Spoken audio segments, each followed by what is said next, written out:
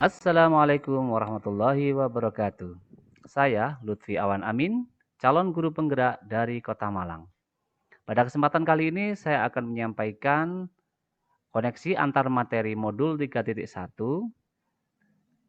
keputusan sebagai pemimpin pembelajaran. Pertama, kita harus menilai, kita harus melihat bahwa semua pengambilan keputusan itu harus berpijak pada filosofi Pratap Triloka Ki Hajar Dewantara, yang mana filosofi ini sangat berpengaruh kepada bagaimana seorang pendidik itu dapat mengambil sebuah keputusan sebagai seorang pemimpin pembelajaran.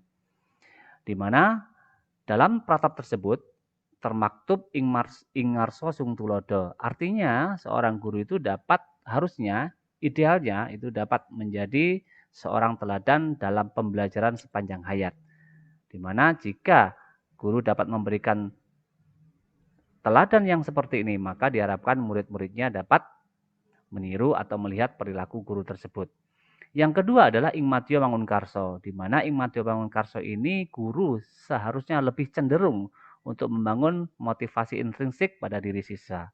Yang berikutnya adalah Tutwuri Handayani, di mana guru ini dapat memberikan sebuah ruang dan kepercayaan kepada siswa, sehingga muncullah rasa percaya diri dan tingkat kepercayaan dirinya terbangun kembali. Oleh karena itu, Bapak Ibu sekalian, filosofi Pratap Triloka Ki Hajar Dewantara ini sangat berpengaruh dalam pengambilan keputusan sebagai pemimpin pembelajaran. Sebagai seorang pemimpin pembelajaran, maka diharapkan nanti dapat mengambil sebuah keputusan. Prinsip-prinsip pengambilan keputusan itu sangat dipengaruhi oleh nilai-nilai yang tertanam pada diri guru itu sendiri, yang mana setidaknya ada 5 nilai yang harus dimiliki oleh seorang guru. Pertama, seorang guru harus mandiri, yaitu mampu mengeksplorasi semua potensi yang dimiliki dengan penuh percaya diri. Yang kedua, seorang guru juga harus mampu melakukan refleksi, yang mana refleksi ini merupakan kemampuan untuk memikirkan, mengevaluasi, dan juga membuat perencanaan. Berikutnya, nilai yang harus dimiliki oleh seorang guru adalah kolaboratif, di mana ia mampu bekerja sama, baik dengan murid, dengan orang tua, maupun dengan institusi dan juga komunitas yang dipimpinnya untuk mencapai tujuan tertentu. Seorang guru juga harus inovatif, yaitu mampu beradaptasi dengan semua perubahan yang ada. Dan yang penting seorang guru adalah harus berpihak pada murid, yang mana berpihak pada murid ini adalah dapat membentuk atau mewujudkan murid yang berdaya dan bahagia. Sehingga prinsip-prinsip yang nantinya akan diambil sangat berpengaruh terhadap seberapa besar, seberapa kuat nilai-nilai seorang guru itu melekat pada pemimpin pembelajaran. Dengan melakukan kegiatan yang terbimbing pada modul-modul yang telah dipelajari, banyak faktor, banyak pihak yang sangat berpengaruh. Yang pertama adalah fasilitator, di mana tugas fasilitator ini adalah membangun kesadaran kritis saya terutama, sehingga dapat memahami apa itu 9 langkah pengambilan dan juga pengujian keputusan, dan tak lupa seorang pendamping yang berkaitan dengan tugas dan tanggung jawab saya sebagai seorang calon guru penggerak, yang mana fasilitator, pendamping, instruktur, semua telah melakukan praktek coaching kepada saya, dan juga saya bisa mempraktikkan coaching kepada rekan sejawat dan juga kepada anggota kelompok sehingga dapat membangun kepercayaan diri saya.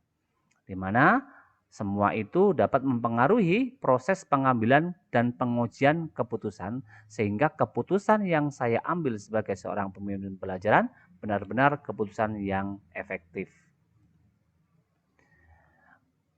Pembahasan dalam studi kasus modul 3.1 di mana berfokus pada moral dan etika ini sangat berpengaruh, sangat juga dipengaruhi oleh nilai-nilai yang dimiliki oleh seorang guru. Di mana dalam penyajian studi kasus itu meliputi dilema etika, yaitu studi kasus yang berfokus antara pilihan benar dengan berbagai kasus yang dicontohkan dalam LMS. Kemudian ada juga bujukan moral, di mana seorang guru harus tahu manakah yang merupakan keputusan berbasis dilema dan juga manakah keputusan yang berbasis bujukan moral. Yang mana bujukan moral ini adalah studi kasus yang melibatkan antara benar dan salah. Selain itu, saya juga belajar, juga menguraikan, dan juga merefleksikan dilema pribadi yang pernah saya alami dan juga pernah dialami oleh anggota kelompok saya. Di mana pembahasan dilema ini adalah pembahasan dilema etika ini merupakan pembahasan dan diskusi yang sangat penting, yang mana semua pembahasan itu akan mengerucut dan juga mengembalikan dan juga memberikan pandangan kepada saya nilai-nilai yang harus dimiliki oleh seorang guru. Berikutnya, pengambilan keputusan yang tepat itu hendaknya berpengaruh secara positif dan dapat memunculkan suasana yang kondusif, aman, dan nyaman. Setidaknya ada 5 hal yang perlu diperhatikan dalam pengambilan keputusan dengan tepat. Yang pertama adalah individu, yang mana pengambilan keputusan itu secara individu tanpa membebani pemikiran pengambil keputusan. Yang kedua, keputusan yang diambil hendaknya itu menjadi kebanggaan keluarga. Ketika keluarga kita tahu apa yang kita putuskan, setidaknya mereka tidak malu dengan apa yang kita putuskan. Berikutnya, hendaknya sebuah keputusan itu tidak merugikan sebuah institusi tertentu, terlebih khusus adalah institusi tempat di mana kita bekerja. Yang paling penting adalah sebuah keputusan yang diambil tidak merugikan masyarakat, namun berdampak positif bagi masyarakat dan tidak melanggar norma serta etika yang ada. Yang paling penting yaitu semua keputusan yang diambil itu tidak melanggar hukum, sehingga kita sebagai warga negara benar-benar tercipta suasana yang positif, kondusif, aman, dan nyaman. Dalam prakteknya dan penerapannya di dalam lingkungan kerja atau dalam kehidupan sehari-hari, banyak hal atau kesulitan dalam pengambil keputusan dilema etika. Yang pertama adalah sistem, di mana sangat sulit merubah sebuah sistem di Indonesia ini pada umumnya dan di tempat kerja saya pada khususnya, yang mana sistem pendidikan di sini masih berbasis birokrasi. Kemudian yang kedua adalah kebiasaan. Kebiasaan dan tradisi masih menjadi tolok ukur pengambilan sebuah keputusan di tempat saya. Ini merupakan sebuah tantangan dan kesulitan tersendiri. Dengan dalih biasanya begitu, kebiasaannya begini, sudah jadi tradisi. Hal ini merupakan kesulitan tersendiri dalam yang dapat mempengaruhi pengambilan sebuah keputusan. Berikutnya yang sangat berperan adalah atasan, di mana kekuasaan atasan masih berpengaruh sangat tinggi, masih sangat berpengaruh terhadap proses pengambilan keputusan yang berpihak pada murid. Ketiga-tiganya merupakan paradigma lama, di mana paradigma bujukan moral secara halus itu masih bisa dilegalkan. Dari keempat kesulitan ini merupakan merupakan tantangan tersendiri bagi kita seorang pendidik untuk mengambil keputusan yang berbasis dilema etika yang bermuara pada murid merdeka. Pengaruh pengambilan keputusan yang saya ambil, yang pertama tentunya saya akan menerapkan atau mengambil keputusan berbasis murid merdeka.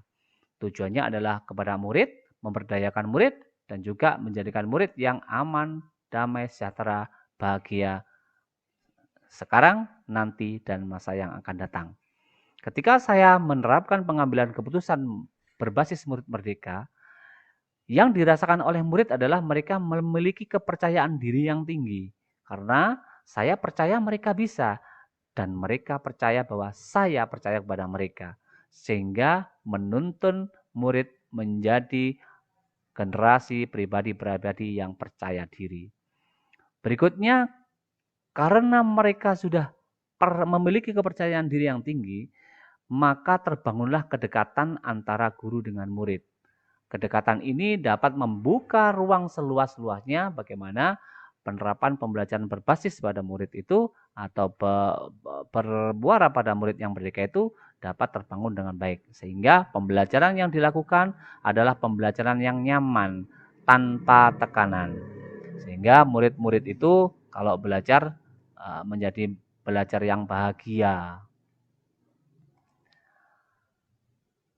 Untuk menjadi pemimpin pembelajaran tentunya akan didorong, akan dituntut untuk mengambil sebuah keputusan. Keputusan yang diambil oleh seorang pemimpin pembelajaran itu berperan sangat penting dalam membentuk karakter murid yang merdeka, yang mampu meraih kemerdekaan dan kebahagiaan mereka sendiri. Di mana untuk meraih kebahagiaan dan kemerdekaan mereka sendiri tentunya paling tidak ada 6 hal atau 5 hal minimal yang harus diterapkan dalam mengambil keputusan pemimpin pembelajaran. Yang pertama, paling tidak seorang murid itu harus memiliki kebinekaan global sehingga mereka dapat bergotong royong dan memiliki daya kreativitas yang tinggi sehingga mereka mampu bernalar dengan kritis dan menjadi murid yang mandiri. Kelima-limanya itu didasari dengan keimanan dan ketakwaan kepada Tuhan Yang Maha Esa. Artinya, keputusan yang diambil seorang pemimpin pembelajaran harus dapat mewujudkan murid yang menjadi murid profil Pancasila. Kesimpulannya, tujuan pendidikan itu paling tidak berpusat pada murid. Sehingga tujuan yang berpusat pada murid itu selalu menjadikan patokan dan kunci utama dalam setiap pengambilan keputusan. Agar hal itu dapat tercapai, seorang pemimpin pembelajaran hendaknya menerapkan diferensiasi yang diperkuat dengan penerapan kompetensi sosial dan emosional sehingga terbangunlah self-awareness pada diri murid. Jika perlu, kita bisa melakukan coaching kepada murid ataupun kita bisa menjadi coachee sehingga keputusan yang dapat kita ambil itu tadi dapat mengakomodir semua unsur dilema dan pada akhirnya keluarlah sebuah keputusan yang ideal, yang baik dan berpihak pada murid. Demikian koneksi antar materi modul 3.1 yang bisa saya sampaikan. Kurang lebihnya mohon maaf. Assalamualaikum warahmatullahi wabarakatuh.